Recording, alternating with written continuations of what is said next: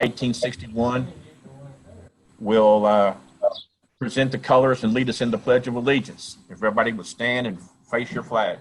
Please stand for the presentation of the colors. Color guard, present the colors. And salute.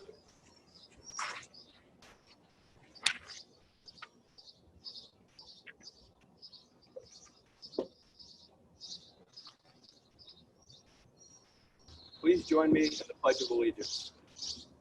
I pledge allegiance to the flag of the United States of America and to the republic for which it stands, one nation, under God, indivisible, with liberty and justice for all. Please join me in the Texas pledge.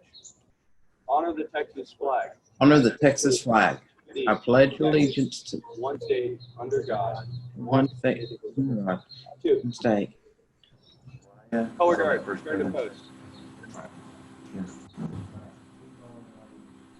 And we're going to recognize Mariah Newmeyer from San Antonio, who will present the national anthem. All right, good morning. If you guys will stay standing for our national anthem. Oh, can you see by the dawn's early light what so proudly we hailed at the twilight's last gleaming, whose broad stripes and bright stars through the perilous fight o'er the ramparts we watched were so gallantly streaming, and the rocket's red glare, the bombs bursting in air, gave proof through the night that our flag was still there.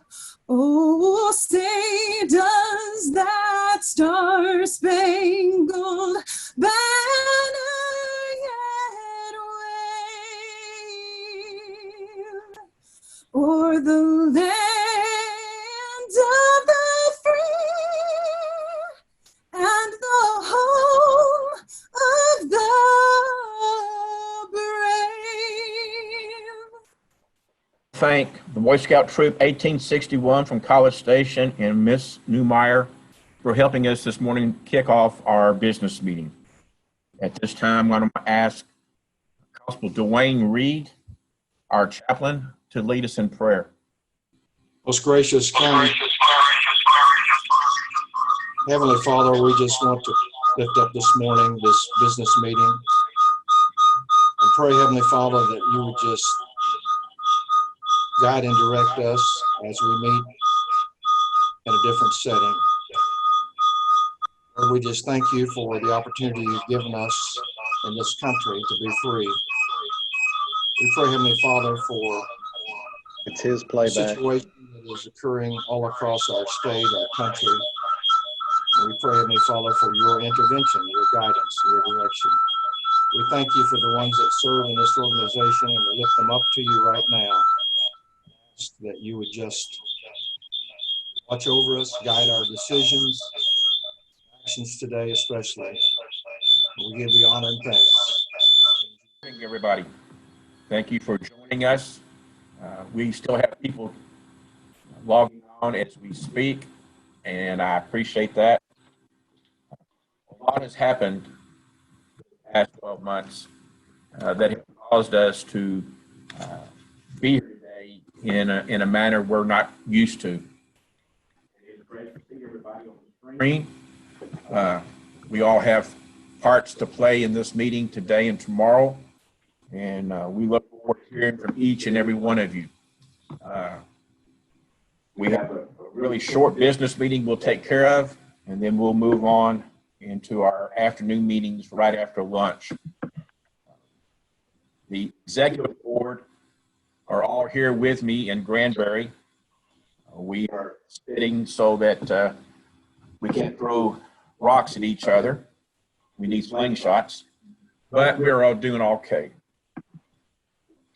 At this time, I'm going to ask President-elect Rick Hill to acknowledge our vendors and sponsors that have helped us with this conference so far. Rick. All right. Good morning, everyone. Again, this is new territory for us all, and so glad that you guys have zoomed in with us today for our 76th annual virtual conference. I would like to take a moment. We did have Sarah Lazarowitz from County Progress work with us in this process of getting some sponsors for this event. We had 3 different levels that were available, a bronze sponsorship of $700, and we are happy to acknowledge iDocket. We are happy to acknowledge McCreary, Veselka, Bragg, and Allen, MBBA. We are also happy to acknowledge Lineberger, Goggin, Blair, and Sampson, and also Net Data. Those are our bronze sponsorships at the $700 level. At the silver $1,500 level, Mentis Technology. We'd like to appreciate, they also have a Zoom demo room this afternoon. We sent that email out yesterday with the Zoom invite that they are going to have a basically a vendor room that you guys can go to this afternoon and a short presentation. And our gold sponsors, Texas Apartment Association, which is also having a Zoom demo room this afternoon as well. And then Palm Springs and Challenge Coins. Palm Springs and Challenge Coins. There are in-kind sponsors for $2,500. They're providing our virtual coin, conference coin for this event, as well as the presidential coins. I think you see at some point, you see the presidential coin there, don't you? Presidential coin is up there. That was designed by Judge John Martin from Midland County. And so with that, I think that's all I have. We'll move on to the next part, President Thrasher.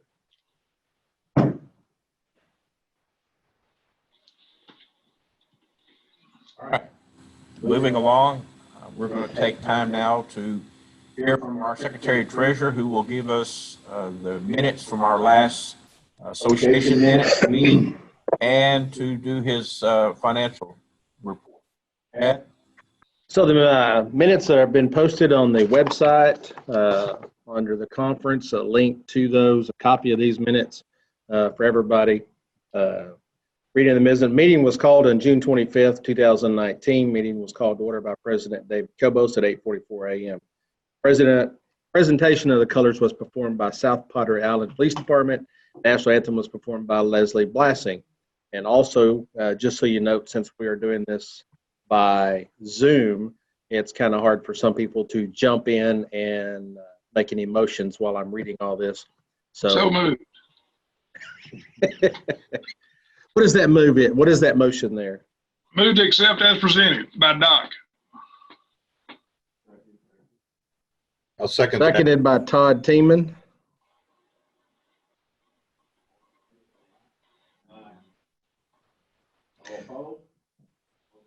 You just don't want to hear me today, do you? Hallelujah. I love you too. Okay, the next thing I have up is where we are.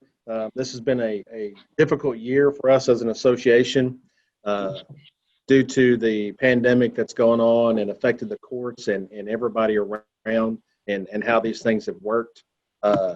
And some of our accounting is a little bit different going into this. One of the things, we don't have all the expenses we would have in the conference, and we don't have a lot of the normal sponsorships we normally have.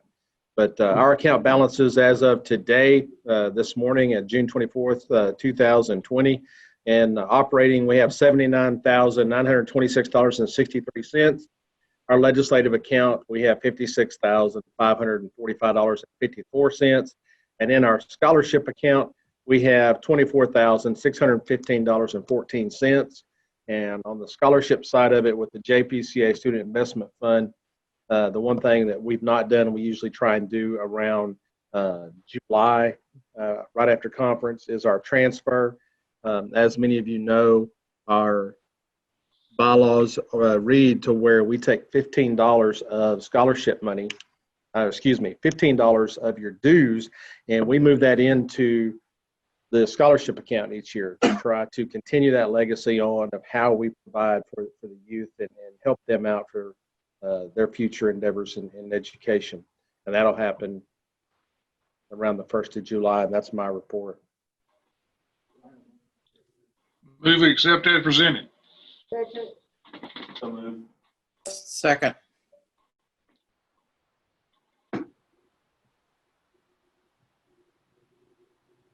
And Susie.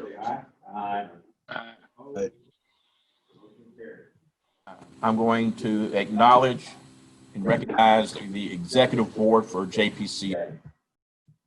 We have our President-elect, Judge Rick Hill, Second Vice President, Constable Matt Wiley, our Third Vice President, Judge Sergio De Leon, our Secretary Treasurer, Constable Chad Jordan, our Sergeant at Arms, Constable Rick Kaufman, immediate past President, Judge Martin Castillo,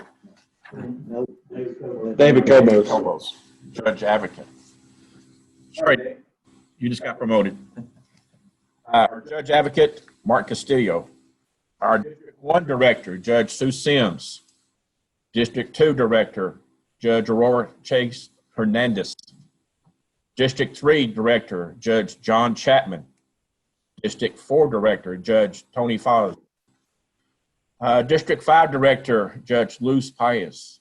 Director 6th District, Judge Constable Dale Clark. District 7 Director, Constable Carlos Lopez. District 8 Director, Constable Malcolm Watson. District 9 Director, Constable Sammy Knapp. And District 10 Director, Constable Chris Bates. Our Deputy Constable Rep, Chief Deputy Todd Tiemann, retired. And our Court Clerk, Representative Chief Clerk Teresa Cook. That is our current board. These ladies and gentlemen have worked hard this year working with us in developing this program and this conference. And I wish to thank them for all their diligence, their availability, and helping me create this program and getting it to you statewide. Now, at this time, I'm going to ask Judge Rick Hill to read the report that was presented to the executive board by our nominations committee. So back when all this started, the board of directors and the executive board met and went through how do we go about moving forward with officers for next year. And you know, there's always the process of 30 days out, you can put your name in, nominate yourself for a position. The nominations committee is the past presidents. The chair this year was past president, Judge David Cobos of Millen County. And what I'd like to do is I'd like to read the report from the nominations committee. This basically was sent to the president and the board. It says, over the past couple of months, the nominations committee discussed all individuals who submitted a letter and were interested in holding office on JPCA's board of directors or as a district director. As chairman, they diligently communicated by email and telephone with all committee members. Due to the unprecedented time that we are in and the cancellation of the in-person conference, the board of directors again met in April. And we elected to hold this year's elections by vote or appointment by the executive board and the district directors. Having considered all the individuals who submitted a letter for consideration for a board position 30 days before the annual board meeting, the nominations committee respectfully submits the following nominees. Judge Rick Hill, Brazos County, automatically sends to President. Constable Matt Wiley, President-elect, Johnson County. Judge Sergio De Leon, Second Vice President, Tarrant County. There are 3 nominees for third vice. The 3 nominees are Constable Chris Bates, Jefferson County, Constable Missy Benzel, Burnett County, and Constable Ryan Gable, Montgomery County. For Secretary Treasurer, Constable Chad Jordan, Hood County. For Judge Advocate, Judge Jackie Miller, Ellis County. For Sergeant at Arms, Constable Larry Gallardo, Hidalgo County. For Chaplain, Constable Dwayne Reed, Ochiltree County. For District 1 Director, Judge Sue Sims, Moore County. District 2 Director, Judge Aurora Chidas Hernandez, Lubbock County. District 3 Director, John Chapman, El Paso County. District 4 Director, Judge Tony Foz, Valverde County. 2 nominees for District 5 Director, Judge Luz Paez, Jim Wells County. Also submitting a letter to be considered, Judge Sally Gonzalez, Cameron County. For District 6 Director, Constable Dale Clark, Tarrant County. For District 7 Director, Constable Carlos Lopez, Travis County. For District 8 Director, Constable Malcolm Watson, Medina County. For District 9 Director, Constable Sammy Knapp, Collin County.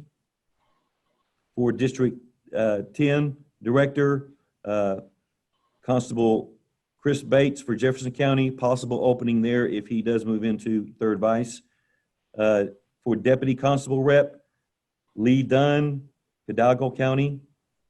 And for Court Clerk Rep, Teresa Cook, Medina County. So these are the nominations from the Nominations Committee, made up of past presidents. Do I have a Hang on, let me motion to accept the nominations? Hang on, let's get. Mr. President. Do we want to do some discussion? Ask if there's any discussion. Explain this, Pardon me? explain to everybody. And then we can- Yeah. You want to do that? Go ahead. Okay. Well, I'm back in, okay. Great. All right, so again, there were, back when we met in April, 1st of April, several times with the district directors and the board via Zoom, via phone conferences, and in also looking at the bylaws that we could, this is a time that is just way out of what we're used to. It's a whole new world for us. It's everything that, and so we decided, and we voted as a board. It was a group decision to have the elections for the board come from the nominations committee, and then this afternoon in the executive board meeting, the board of directors will vote on there are 2 positions that are contested. 3rd Vice, the nominations committee recommended Deputy Chris Bates. We also have Deputy Missy Benzel, and we also have Deputy Ryan Gable. For District, the 5 Coordinator Director, Luz Paez, the recommendation, and then also Sally Gonzalez from Cameron County. So with that, I think I'll turn it over to Delton. You want to? I'll get out of here. Rick has read the nominations as presented by the nominations committee. Do I hear a motion to accept the? You need to have discussion. Is there any discussion? Excuse me. Is there any discussion on these nominations? I'll make a motion. I second. I can't hear you. If anybody wishes to Yeah. speak, Is there an opportunity to but I just, Listen, nation from the floor? you just had the question right there. Somebody asked it. Who is it? This is Buck Stevens. Is there a opportunity to have nominations from the floor?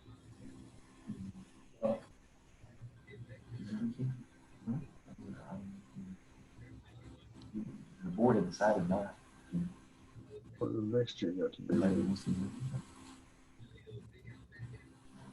Because The reason why I ask is I never knew that nominations were even open. I never saw any advertisement or posting or anything. So I don't know how people get notified of that.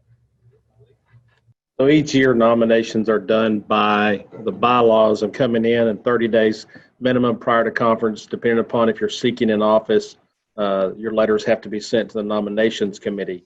The only ones that those don't apply to are district directors. So are you talking about the nominations for the floor for district directors, or what are you asking? For the district director in particular. Gotcha. Yeah. So, and even still, like the one, we've still got to consider District 10, depending upon what happens here. So that's up to the president. Now, any office that is vacated, yeah, those are done by the president. But at the same time, I understand the question, and I would direct that towards the judge advocate president. I guess one of the things, membership doesn't know that there could maybe a vacancy until today, or I guess till tomorrow. How would one even know that they could even apply for a director's position? You're not. Chad, can you hear me? Or Rick, can you hear me? This is Larry. Yes. Larry was asking a question. You know, Mr. President. Chad, can you hear me, Chad? Yeah, I got you. Do you have everybody's email address, or does TAC have everybody's email address? And every time that you send in your renewals or your membership, you should have a correct address on there. So if that's the case, everybody should have received notification if their information is correct. Now, it's kind of hard if you don't provide that you're going to be sent that information. So we've been doing this for umpteen years. So, you know, everybody should, if you all have the correct email address, should have that information. Hey, Delton, this is Doc. Can you hear me? As part of the bylaws committee, I think until the bylaws are changed, our nominations for our executive board are like they are normally. The nominations for district director should be coming from the floor until we change the bylaws. We've had lengthy discussion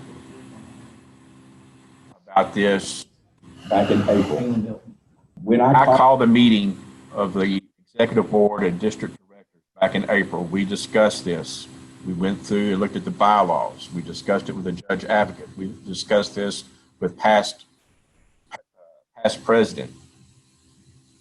Because of our situation and going into this not being able to handle our business meetings as normal, it was decided, it was shown to be adequate that the executive board and district directors would vote on all incoming board members and district directors at this meeting. Hence, that is why the nominations committee presented the nominations as they did. Taking nominations from the floor was suspended, and anybody wishing to vie for a district director's position could have and should have submitted a letter as the bylaws state before the business meeting. We had those nomination letters submitted to Judge Kobos, the chair of the committee, and these are the recommendations that his committee presented to us, and this is made up of all the past presidents. So that is the way this was discussed and decided on back in April when we decided we were not able to do a in-person meeting, in-person conference. That is why we are presenting these nominations for consideration for the district directors and the executive board. Any other questions I can try and answer for you? Okay, Mr. Chairman, I have one other question. And I'm okay with what y'all decided to do because it's way too late anyway. However, can I request that a link be provided on the website to our bylaws? Because I can't find those bylaws anywhere on the website. I'm looking at it right now. Maybe it's on there somewhere and I don't see it, but could you? If you go to our homepage and you look at committees, there's a link there that will take you over to the bylaws.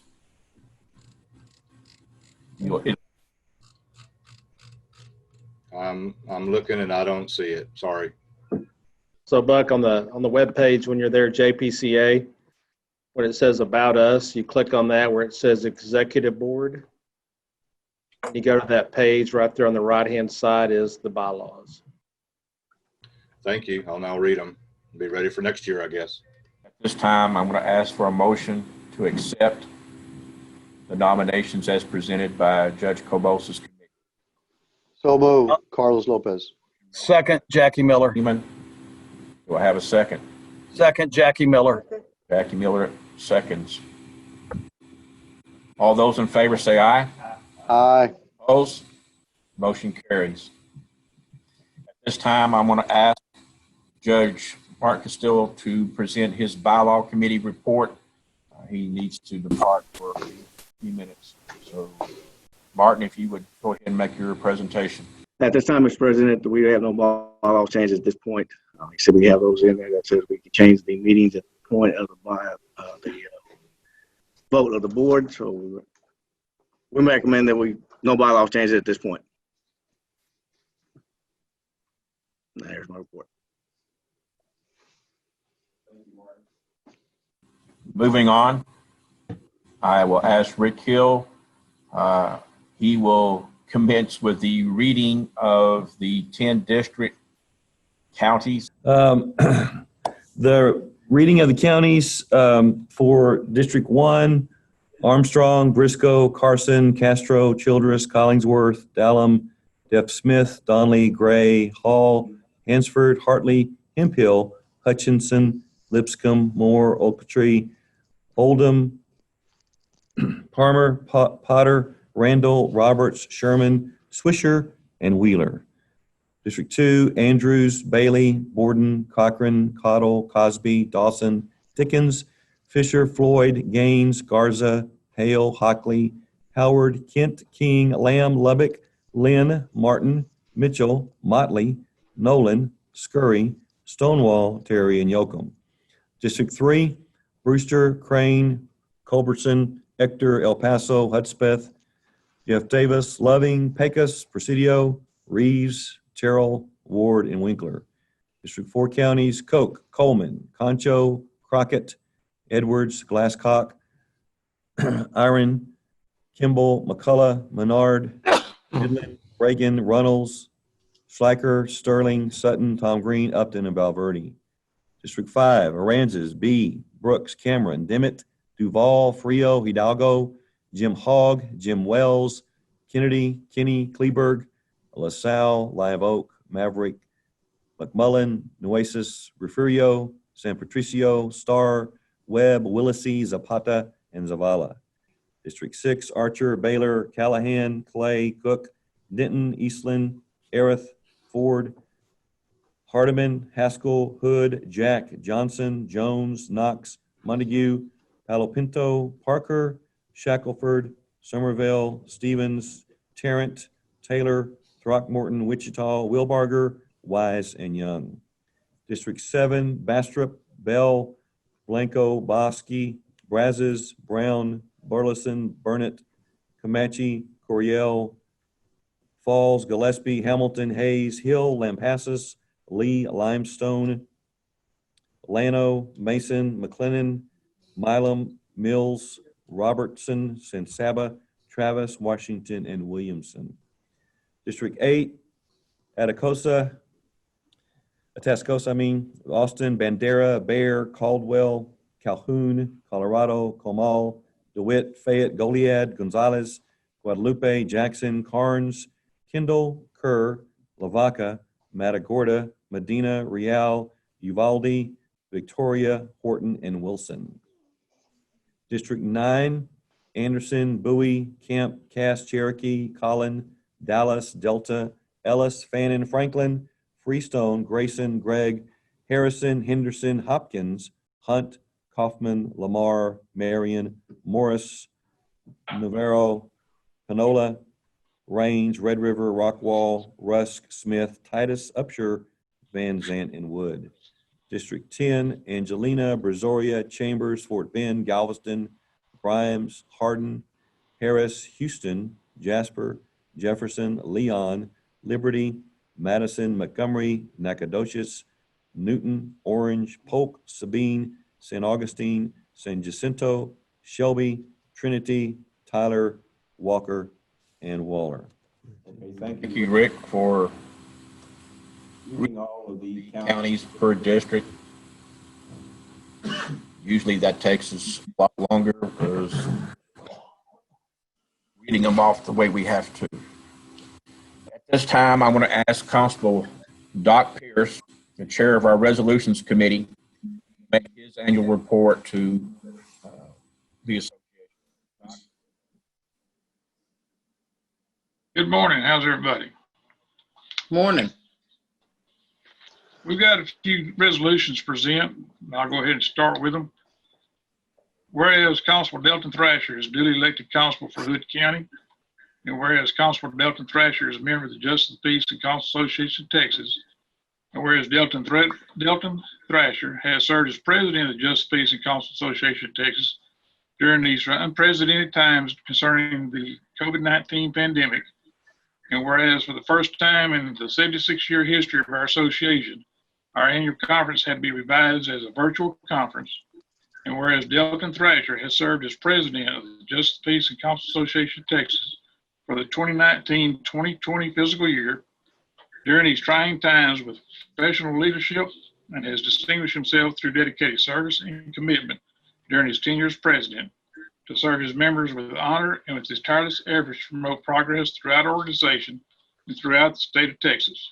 Therefore, it be resolved this 24th day of June, 2020, that Constable Delton Thrasher be highly commended for his service and dedication, and extend to him our sincere appreciation for a job well done. If we could all stand up, please, for the next reading.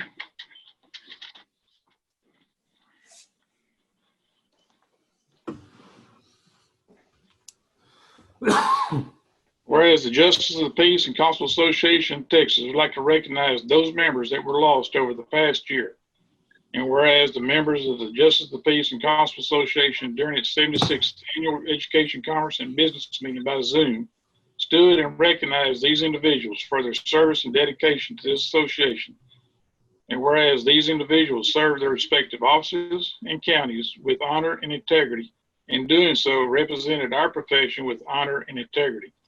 And whereas on this 24th day of June, 2020, Justice of the Peace and Constable Association of Texas recognized and paid tribute to Lavaca County Constable Alton E. Brown Sr., Gloria Doolin, wife of Lubbock County Justice of the Peace Jim Doolin, Hopkins County Constable Roger Maynard, Jack County Justice of the Peace James Nolan Dunlap Jr., Ellis County Constable Jimmy Ray, Brooks County Constable Frank Ureta Jr., and therefore, as we as an association give our thanks to these individuals for their service to the citizens of their counties and to the citizens of the state of Texas. And on that, if there's anyone I missed, if you'll let me know, I'll be glad to add that to the resolution. You may be seated. The third resolution reads as follows. Whereas Thela Whalen, an executive director of the Justice Court Training Center, and whereas Angie Valeria, Sonia Ravoli, Randall Trosky, Bronson Tucker, Rebecca Gleason, Amber Myers, Jessica Foreman, Laura Villarreal, Darby Swabata, Jeff Graycheck, and April Williams are all members of the Justice Court Training and Operating Staff. And whereas during these extremely trying times of being faced with the challenges of the COVID-19, and whereas through their hard work and dedication to our profession, these individuals work tirelessly to keep the membership of Texas Justice of the Peace and Constable Association up to date with all the new Supreme Court, Court of Criminal Appeals, and Office of Court Administration changes, exclusions, and extensions put before our courts and officers. And whereas the Justice of the Peace and Constable Association of Texas commends and thanks these individuals for their tireless efforts. And whereas the Justice of the Peace and Constable Association recognizes collective planning and production of online training and webinars that has made this period of our lives more understandable and productive in our profession. Therefore, it be resolved on this 24th day of June, 2020, that Theo Whalen, Angie Villarreal, Sonia Ravoli, Randall Sorosky, Bronson Tucker, Rebecca Gleason, Amber Myers, Jessica Foreman, Laura Villarreal, Darby Swoboda, Jeff Graychick, and April Williams be highly commended for their service and dedication, and extend to them our sincere appreciation for a job well done.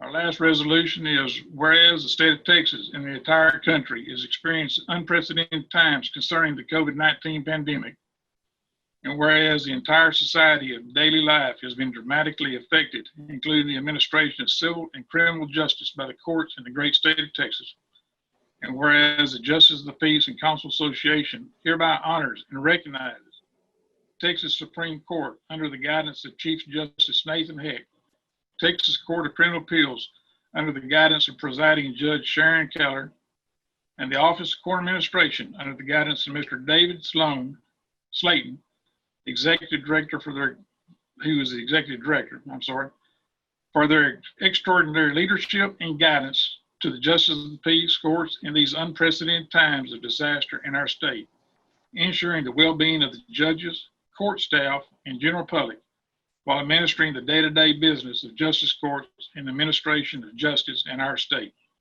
And therefore, it be resolved on this 24th day of June 2020 that the Texas Supreme Court and Chief Justice Nathan Heck, the Court of Criminal Appeals and Presiding Judge Sharon Keller, and the Office of Court Administration and Mr. David Slayton be highly commended for their service and dedication, and extend to them our sincere appreciation for a job well done. Mr. President, I move that these resolutions be accepted. I have a motion from Doc to accept these resolutions. I have a second from Chad Jordan. All those in favor say aye. Aye. Aye. All opposed? Motion carries. Thank you, Doc. Thank you for your committee and for these resolutions. At this time, it's my pleasure to introduce and call upon our legislative chairs and our legislative liaison to give us a quick report on their committees and what we are looking forward to. So I'll ask Judge John Barton, the chair of our legislative committee, to address the association. Were you guys going to talk at the same time? Or one at a time, Carlos? We're going to talk one at a time. I think we wanted Mario to go first and just kind of lay everything out. And then John would talk about the JP and the issues. And then I'll talk about Constable's issues, and then Mario. Okay, all right. So Mario, if you'll unmute and jump in. Good morning, folks. First of all, I've been on numerous of these convention conference Zoom meetings, and I can assure y'all that y'all have done an excellent job. I know that there's a few tweaks here and there with audio and video, but all in all, I commend those who have been on the background of putting this together. Excellent job. Thank y'all very much. With that being said, we are definitely in uncharted territories when it comes to the 87th legislative session convening. Currently with the 86th legislative interim, which we're currently in, as the term unprecedented, as the term new territories, as the term new norm, it's been tough. It's been tough for a number of the members. I have talked to quite a few of the members of the legislature as far as what their thoughts are procedurally going into next session. And the big concern is that nobody knows. The leadership has been meeting, the governor, lieutenant governor, and the speaker. They've been working with their administrative chairs, and to this day, they still aren't for sure how they're going to handle the 87th legislative session. I know that their hope is to try to start the latter part of August to start having some committee hearings, interim committee hearings, so that they can try to come up with committee reports and get those submitted. There's numerous committees of the House and Senate that have not met for the 86th interim, and they're hoping to have at least 1 to 2 meetings. The concern there is, where will they hold the meetings? There's not many rooms in the Capitol itself that can hold, for example, the Finance Committee, the Senate Finance Committee or House Appropriations Committee. The way that they're structured, they're sitting very close in proximity to each other. The staff are sitting behind them. So they're looking at possibly having those hearings on the floor of the House, the floor of the Senate, and maybe in the convention hall, the conference hall, which we've been there various times and have held some of our programs in that room. Currently, that's where the governor is having his press conferences. So needless to say, they're still trying to work the process for wrapping up the 86 interim and possibly going into figuring out how to deal with the 87th legislative session. Now, with all that being said, in preparation, I'm not going to speak about the actual issues right now or priority issues for JPs or constables. That's what Carlos and Judge Barton are going to be talking about. But I do want to talk about the 87th legislative session. Currently, the dates for filing, pre-filing of legislation is November 9th. Constitutionally, that's when pre-filing of legislation will commence, November 9th. January 12th is when the 87th legislative session will convene.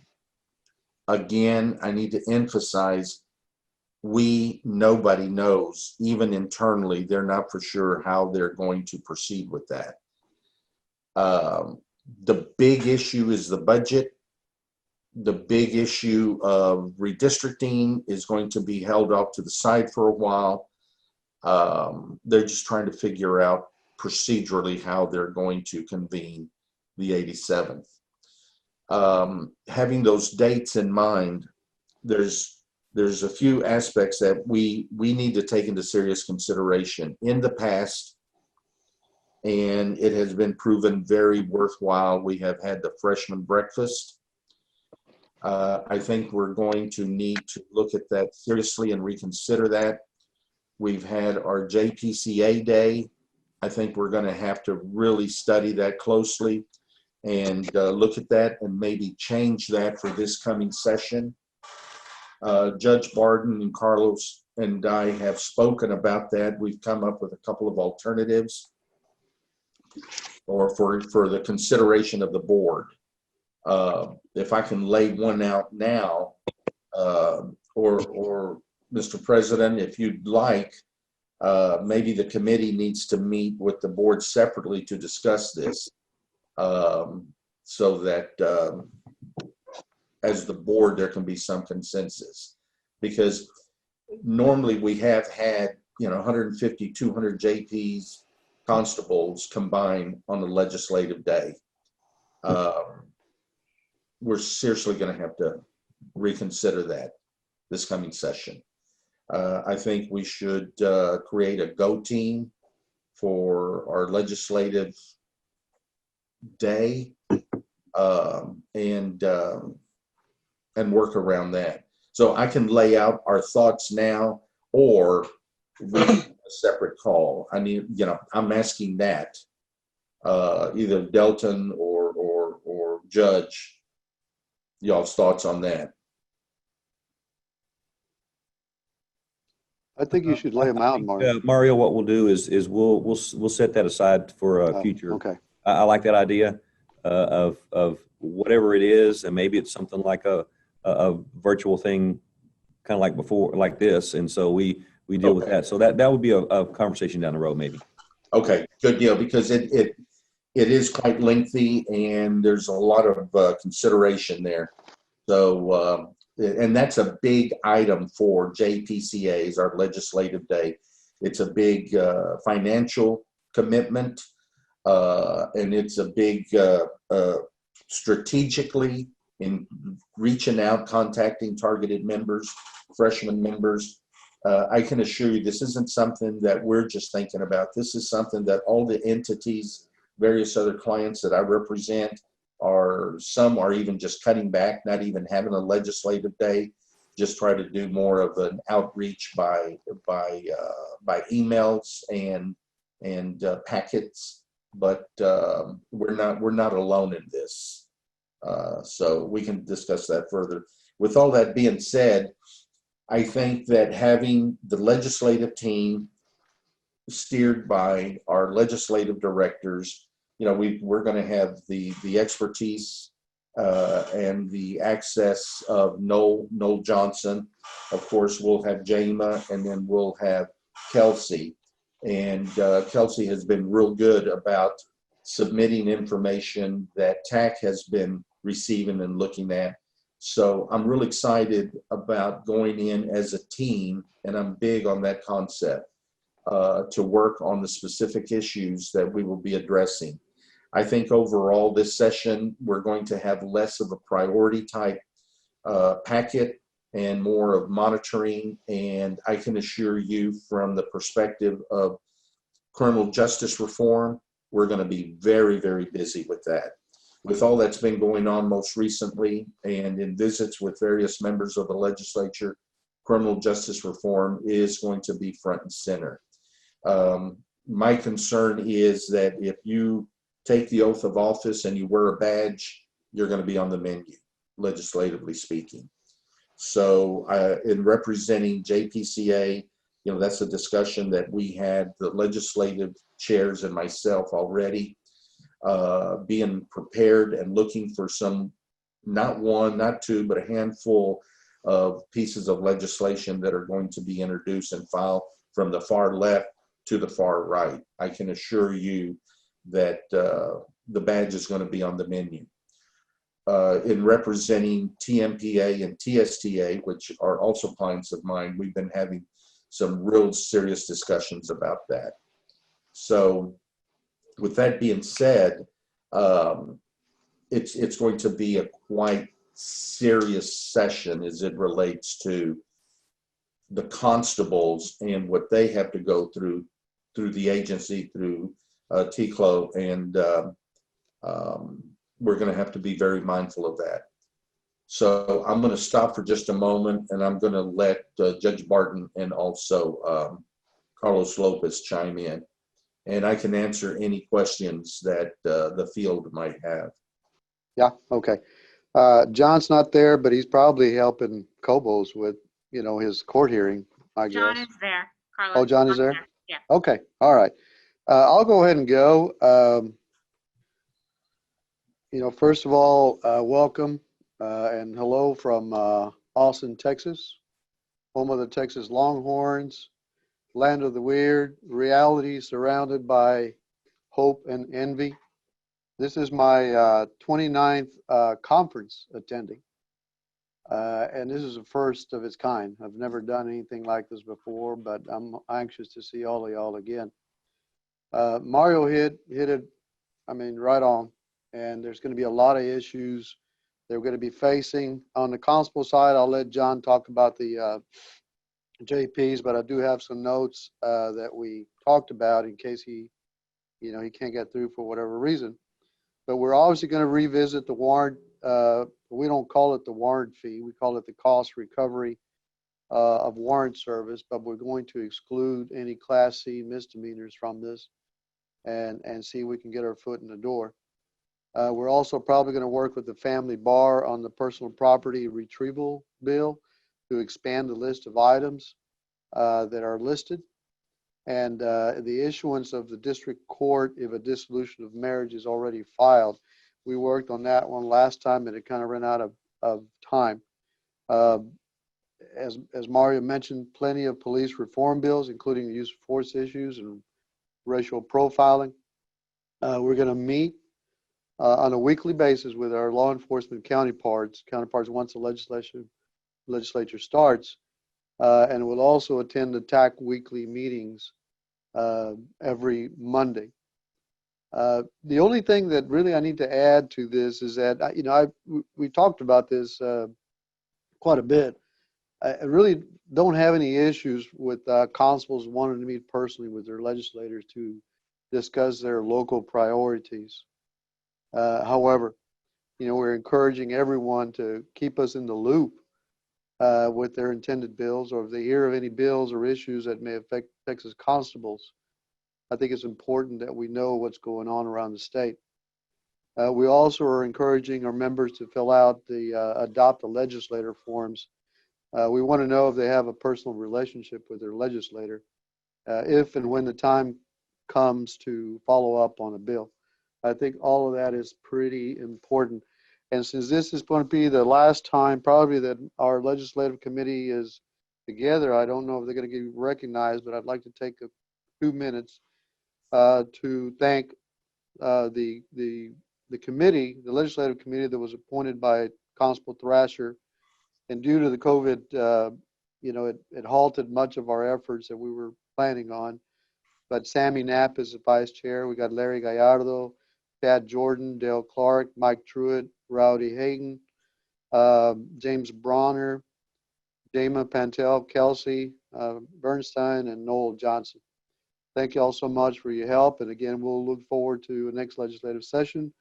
It obviously is going to be up to Judge Hill to decide who the team is going to be for the next session. But if I'm selected to do so, I'll look forward to working with everyone. And John, I think, are you back?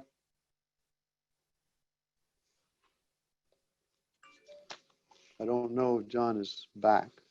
There he is. Carlos, do you have his the JP list? Yeah, there was only about 4 of them. And I'll just list them out while he gets on. The bail reform, personal bond issues are going to be coming up. Some domestic violence on the JP side, not on JP side, but bills. Indigent defense, fees collected from $20 to $50. We had a little discussion about that. I know, Mario, you suggested that possibly we could include the state to get a dollar or a certain percentage off of that. Might be attractive to the state to pass that. But those are the only issues as far as so far that have coming up. And again, what we discussed was for judges to try to send whatever bills or whatever issues to him directly and constables to me directly so that we could get them vetted through the JPCA board and committee. I think that's important. But those were kind of the issues at this point. There really wasn't a whole lot that we had to discuss. We're trying to recover from the last session a little bit and trying to see what this increase is going to do to us as well. But that seems to be the 4 things that came up. I know that the legislators are going to be busy, especially with a lame duck speaker. Depending on who wins the elections and so forth. Is going to determine on who the chairs are going to be. I know we discussed focusing and targeting certain chairs. On the Senate side, I think they're pretty much set. On the House side, is still going to be a little bit of turmoil while they try to get everything together and try to get the rules in place and so forth. But that's really all I have at this point, Mario. Unless is there anything else that you want to add that I missed? All right, Judge, are you able to chime in? Come in, Berlin. I think he's working on that. While he's working on that, I'll visit a little bit. Thank you, Carlos. Thank you, Mario. Again, thanks to Mario, Kelsey, Jama for leading these efforts. Carlos, we have a JPCA legislative committee. Carlos did talk about the constable side. On the judge side, we do have the chair, John Barton. We do have our vice chairs, Nick Chu from Travis County, Lynn Holt from Bandera, Bill Ragsdale from Kerr, Mark Russo Rockwall, Jackie Miller from Ellis County, Bobby Gonzalez, Nueces, Jamie Marie Hurst from Burnett County. And even though we have these committees, folks, during this next session, we need to understand that every single member of JPCA is a legislative asset that we can use. And so it's not just being on this committee that runs everything. It's up to you guys to make sure you let us know and you funnel through the things that are coming through to you, to the committee. And so, John, you there? We working on John? Nope. You look great, John. Judge Hill, if I may, Yes. give some closing. Okay, there you go. Judge Barton? Nope. No. Okay, well, let me go ahead and try to wrap up on our end. I'm truly looking forward, even though it's going to be a historical legislative session, one that we've never experienced. I started working in the Capitol in 1975, and I can assure you I've never witnessed anything that we're going to be going into this coming session.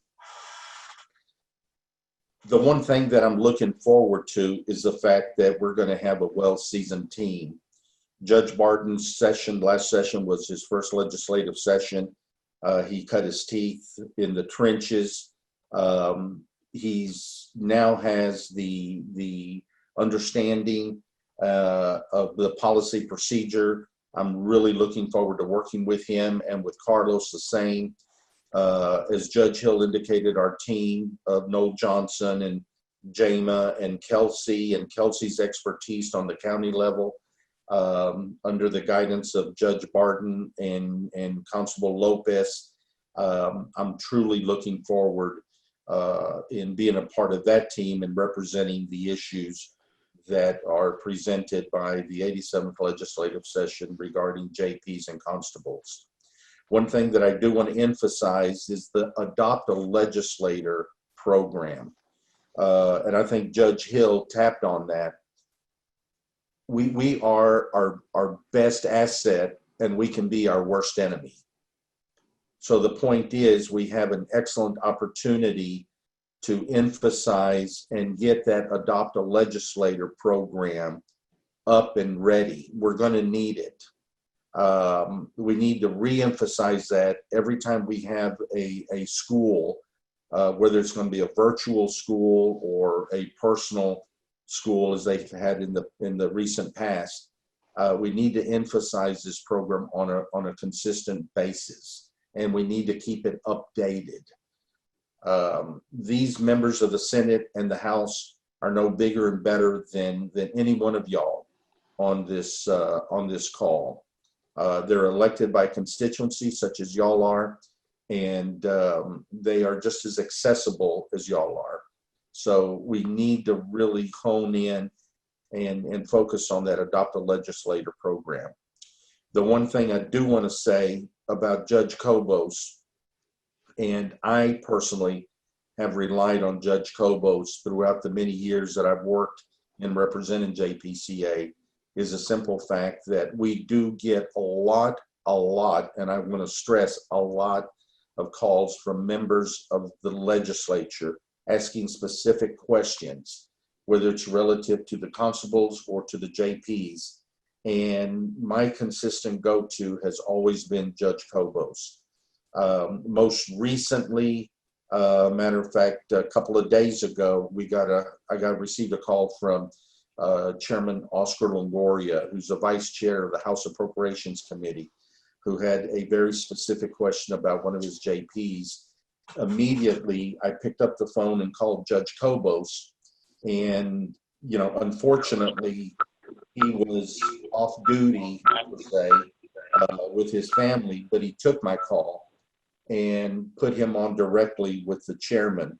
And Judge Kobos was able to alleviate the concerns that the chairman had, was very responsive, very quick in providing the information, and made the chairman feel very comfortable. So with all that being said, is you might not be the president, you might not be on the board, but you're still a member of this team and still a resource. And it's got to be all for one and one for all. I have to go back and emphasize what Judge Hill said. It's about all of us working together. We're the team, we're the foundation, and we're the ones that are going to make the difference. This coming session, again, I think it's going to be all hands on deck. It's not going to be just one person doing their thing. It's going to be, as I stated, all hands on deck. This is going to be an extremely difficult session to try to get anything passed or even protect our six, protect our rear. So if there's any specific questions, I'm available to answer regarding the current interim, regarding the upcoming session, or regarding your team, your legislative team. Open for questions. Can you hear me now? Oh, go ahead, Judge. Yes, we can hear you, John. I'm going to hush up and let the good Judge Barton take over. Okay, thank you. Sorry about those technical difficulties. I have to check my computer and make sure I can get it back up. Just like Mario said and Carlos said, the big issue that we discussed that Mario explained to us are going to be the criminal justice reform. I do know that Kelsey, she's currently on the indigent defense committee, and some questions that it basically is going to possibly come up for us as JPs is going to involve magistration and record retention that we have when it comes to keeping the records of our conversations or hearings with those defendants that we do magistrate. As far as anything that we're going to be pushing issues, we're really going to be playing monitor over some of the issues that we had the last legislative session, which was primarily the bail reform, which I'm sure is going to come up this session again, because that kind of coincides with the criminal justice reform. Just like we said before, we're going to provide resources and information to any members of the legislature about bail reform. We're also any type of juvenile diversion programs involving Class C misdemeanors or other traffic offenses. Once again, we'll take the position and provide resources and information to those members of the legislature. We're also going to, they talked about last legislative session, the domestic violence bond condition database. Once again, during the appropriate time, JPCA, we're going to take a position and we'll provide resources and information to those members of the legislature. The only other issue that we might look at and push forward with, which I discussed earlier with Rick Hill coming in, would be that 25 to 50, raising that, increasing the fees for justice court from the 25 to the 50, primarily because September the 1st, we go up to 20,000 jurisdictional limit. That's going to increase some caseloads. Plus, most counties are going to be experiencing some types of budget cuts. I know that we had to come up with at least 15% decrease in our budget, and I'm sure other counties have to experience the same thing. So we're going to look at possibly going from that 25 to 50 to offset those costs. And also, we do have support from that from the Texas for Lawsuit Reform Association through TAC. Kelsey had been in contact with him, and they're for that. So that's one of those issues that we may be looking at as far as the bill trying to push through. Again, we're going to be open to discussion. Any proposed legislation that anyone has that they would like to see, whether it's for the JP or the constable, needs to be sent to me or Carlos, and we'll discuss it, as a committee and with the president, the incoming president, and so forth, and make a decision on that. But kind of like what Mario said, the big issue, is going to be on the budget and that criminal justice reform. But anything that comes up across that's going to affect us directly as JPs, we're definitely going to look at it and follow it very, very closely.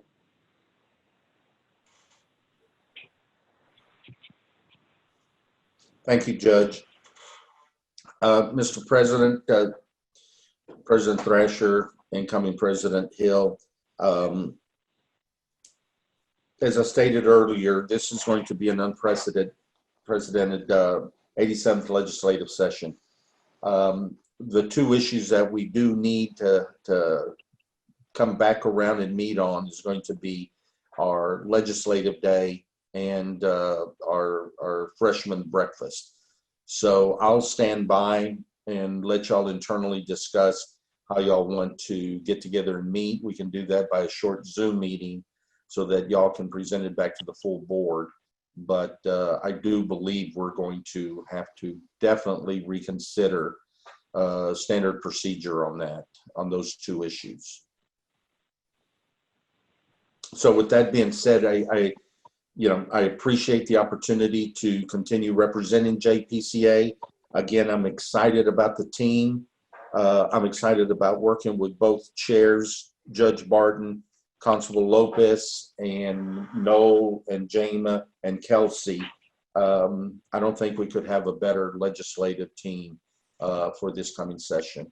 And thank you all for the opportunity. Thank you, Mario. All right. Thank It's you. been a pleasure working with you, Mario. Yeah, Constable Lopez, Judge Barton, Mario, I look forward to the session, and it's going to be different, but you know what? We'll be fine. We're gonna be fine for JPCA. Thanks again, guys. So with that, that concludes the JPCA Legislative Committee report. What we're gonna do is before we move on, I want to make sure we do some housekeeping here. For the members, the registrants today, just remember that Mentis Technology is having a Zoom demo room, 120 to 140 today, and the TAA, Texas Department Association, from 3:30 to 3:50. Those were sent out yesterday. If you didn't get the email Zoom invite for those, let us know and we'll get those to you.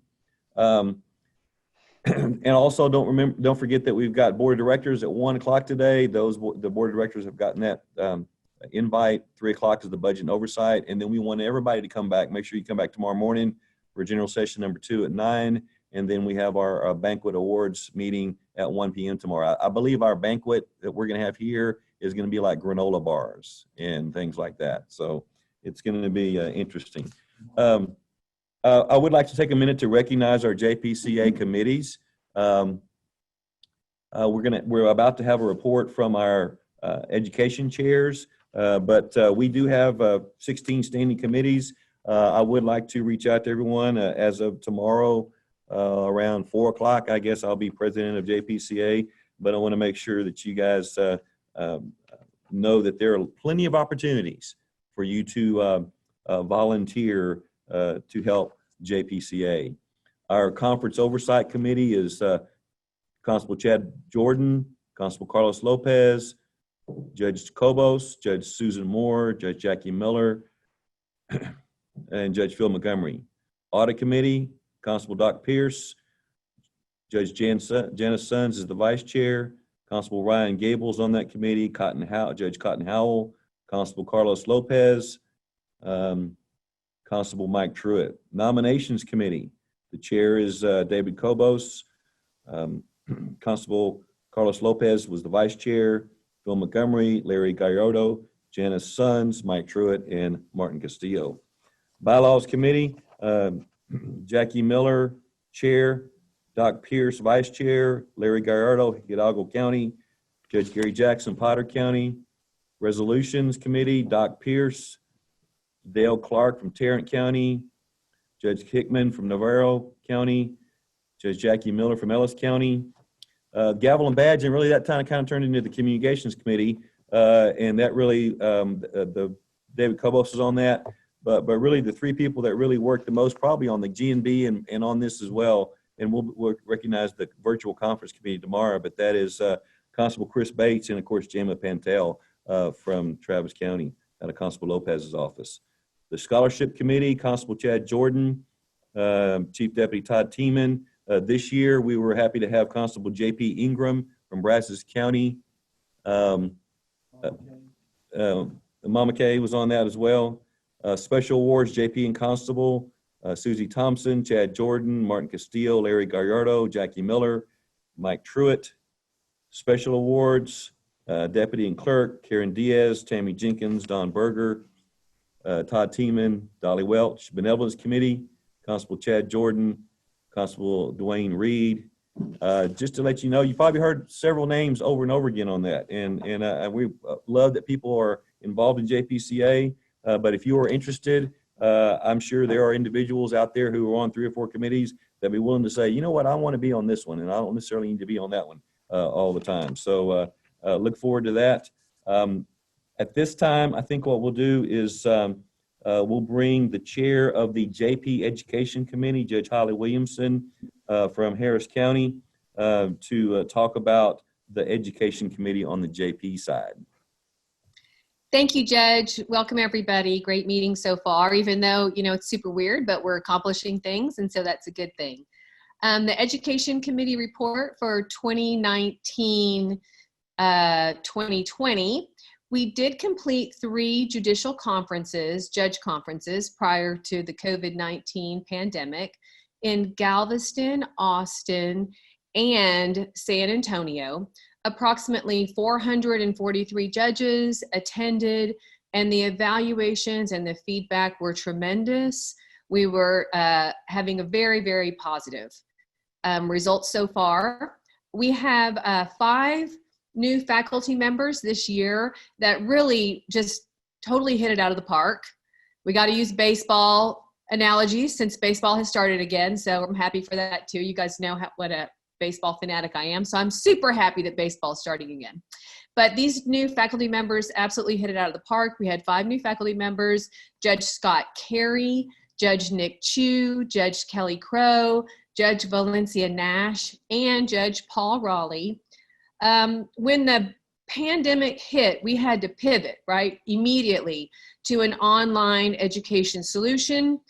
But the training center, which is always ready and staying on the cutting edge, did not miss a beat.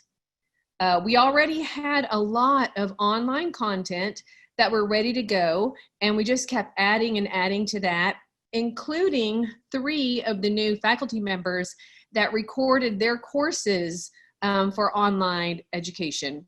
And that was Judge Chu, Judge Carey, and Judge Raleigh. So big thanks to them and everybody else who has helped participate in getting lots of online content. The Court of Criminal Appeals did issue an order allowing judges to complete their judicial education online for the 2019-2020 curriculum year. So for the remaining 300 plus judges that had not been able to go to a conference yet, they can do that all online. And the hours that are being watched online are in the thousands, so that's really working so far.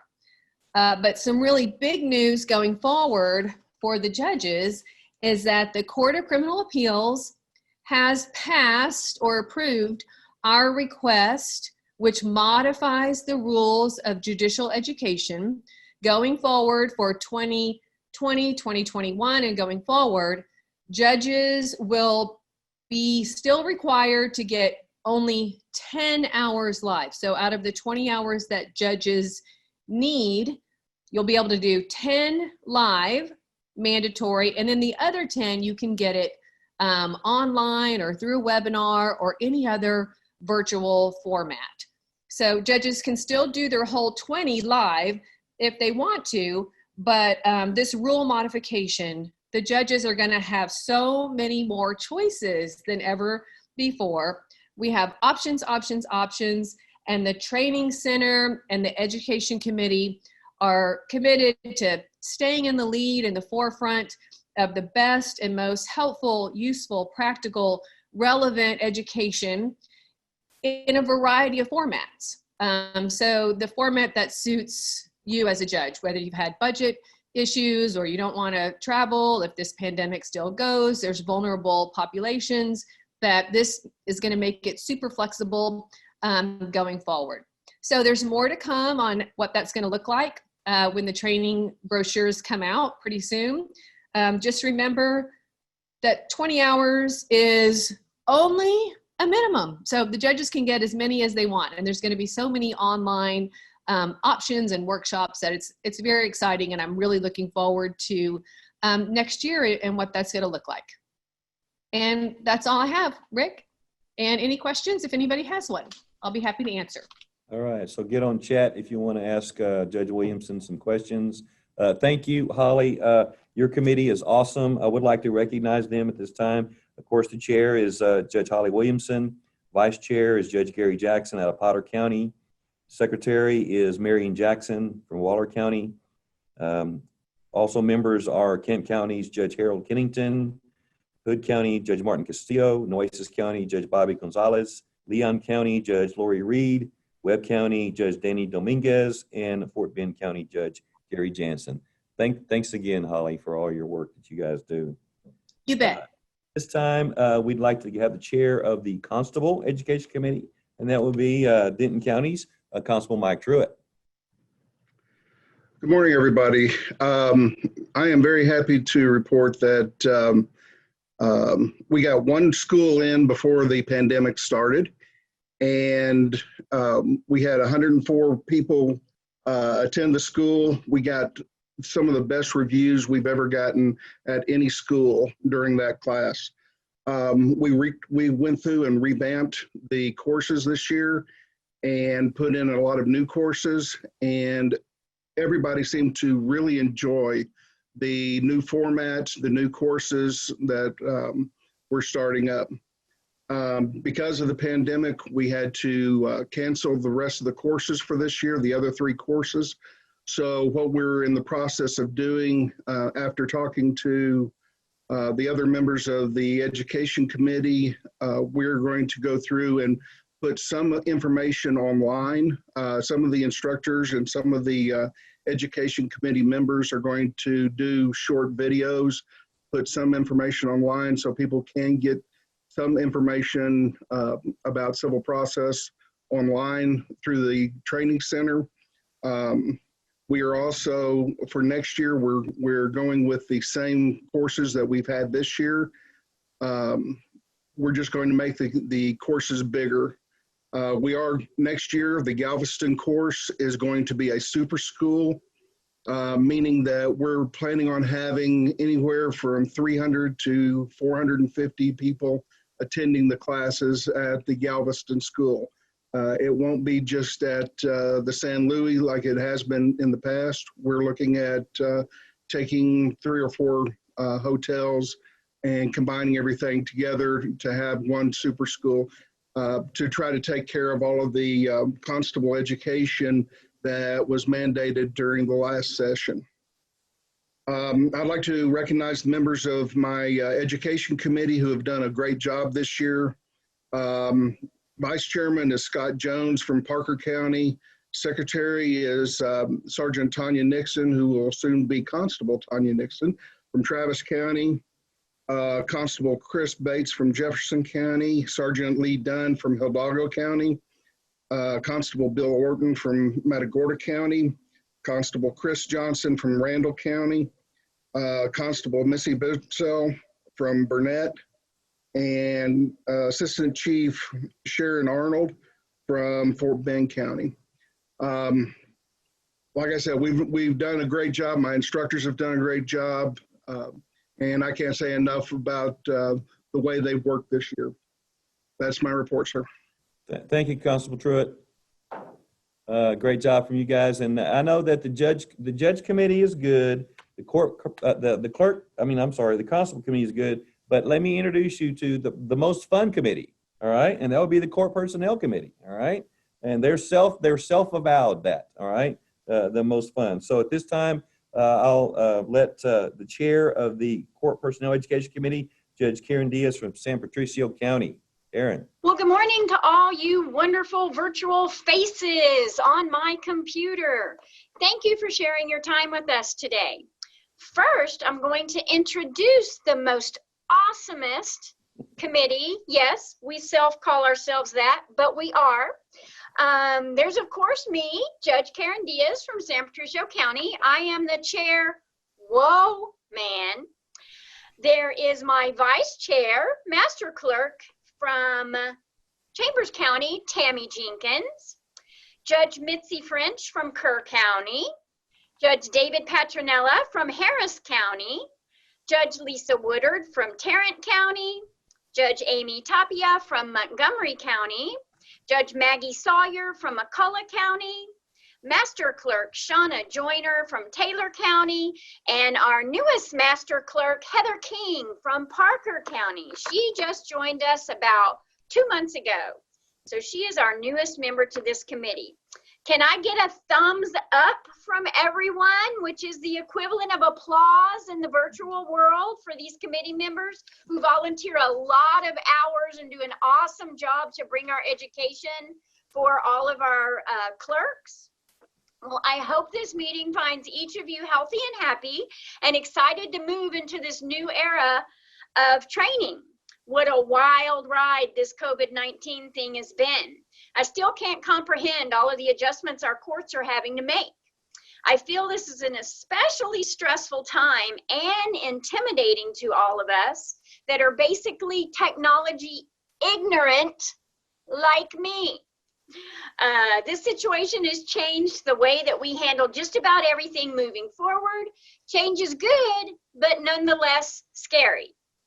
Thank God we have the Justice Court Training Center and their amazing staff and attorneys that have been working diligently and feverishly, only with no fever, to make sure we've been kept up to date and up to the minute on all things Justice Court. I'm so grateful that they've been in the background working on what we all must do moving forward. I'm definitely just following their lead. What will our clerk seminars look like in the coming year? We were only able to have 2 seminars before COVID hit, so we missed out on the last 4. So this year we're bringing back a couple of the classes that we had on last year's schedule, and then we're going to be bringing some new ones in. What I call it is we're going to start off with a bang diggity general session on, guess what? Yep, virtual hearings. We broke it up into the first hour being about what do virtual hearing, why do virtual hearings, the clerk's role in the hearings, the trials, and the protocol that we must follow to have them. The second hour is going to be broken into 3 breakout sessions. The one, for me, never done that. Okay, now I have. Never done one, sort of a virtual 101 of virtual hearings. The second breakout will be been there, done that, but still need a little more guidance. And of course, the third one will be for those tech gurus out there, JAMA, for all those advanced tech genius clerks that we know we have around the state. So some other classes we'll have, of course, we're going to cover all the basics, especially the new $20,000 jurisdiction and what kind of cases, motions, etc. that's going to entail. I know that's going to be a big topic coming into the next year. We'll have court costs, fines, and fees. There's still a little confusion over some of the monies we collect and how they're dispersed and what exactly they can be used for. Evictions, criminal, juvenile criminal. We're going to have an interpreter's class. A lot of courts are still very inexperienced and don't have the resources they need to contact either hard of hearing or different language interpreters. So we want to make sure our clerks have the tools to give to their judges so we handle that correctly. We're going to have 2 scavenger hunt classes that the clerks will have to locate using their resources and the desk books that the training center has for us to use so that they learn to develop the skills they need to actually look things up on their site. Those are going to be fun classes. We heard from a lot of courts that are trying to develop policies and procedures for the office. So we're going to have a class on that too. And then we're going to end our last general session with what we're all experiencing now. Expect the unexpected, which will cover everything from natural disasters, hurricanes, floods, fire, to pandemics, COVID-19, or whatever the next virus is that comes along. We're hoping to have this hour taught by an emergency management coordinator from different counties. Then the second hour of that will cover active shooters, why you should be prepared for threats to your court, and how to run an emergency drill for your building, office, and court security. And last but certainly not least, one of my favorite classes we'll be teaching is how you can be a super clerk, because we know you all are. Our seminars are still going to be a full 16 hours with only 3 tracks instead of 4. We're going to have a few less registrations available to meet our social distancing guidelines and for the safety of everyone, because everyone's safety comes first. So please bear with us and lend us your support as we dive into these new uncharted waters moving forward. This new norm, as they call it, Mario used those exact words, will be a learning experience for us all, but we will all survive and thrive. And I cannot wait to be all together again, where we're able to provide the quality education you expect and that we are known for. So thank you all for everything you do for your counties, and I wish you all peace, peace out, and blessings to you all. Rick? All right. Thank you, Judge Diaz. Holy cow. All right. Expect the unexpected. I think people have already hit on that already, saying that's a new tagline for next year's conference, maybe. I don't know. So, very good. Thank you to the chairs of the education committees. Again, I would like to remind everyone that we have our general session 2 tomorrow morning at 9, general session 3 at 1 o'clock. When we all discussed all this, we talked about maybe having it later in the year, and what the virtual thing would look like. And really we landed on, how do we go forth as an organization and do the business things we need to do to move forth in the future? Because I guarantee you, nobody would be in San Antonio this week. I know I wouldn't be if we'd have kept that conference on track. And not sure September is going to be okay for us. But we are really proud to serve you guys. And again, we have a variety of technology capabilities in this room as well today. From pretty good to but we've got it done. We spent several hours yesterday working on getting the kinks, as many as we could figure out, worked out of this. But again, thanks for coming today to our first day of our virtual conference. And with that, I'm going to turn it back over to our president, Delton Thrasher, who's going to adjourn this first meeting. We've had a good meeting today. We've packed a lot of information into our hour-long session. We've accomplished a lot. We have a lot yet to complete. We will adjourn here in a moment and reconvene at 1 o'clock with the board of directors. I want to echo what Rick has said. This was one of the hardest decisions we've ever had to make in our 75-year history. It was for the benefit of all and the safety of all that we chose to do this virtual conference. I believe that we are one of the first associations statewide that has undertaken this. We are being watched to see how this goes, pitfalls, how we work on things, how we accomplish things, so they can go forward based on our experience. And I'm proud that this board has put this together. Rick and his group has spent hours working on this and putting it together to make sure it worked flawlessly. Of course, there were issues this morning. We'll work through those. Tomorrow will be better, but we have accomplished a lot, and I believe we will move forward even stronger than when we started. So with that, I will ask for a motion for adjournment, and we will reconvene later this afternoon. So moved. Have a motion. Second. Second. We stand adjourned at 10:45 a.m. Thank y'all so much. We will see you on the flip side.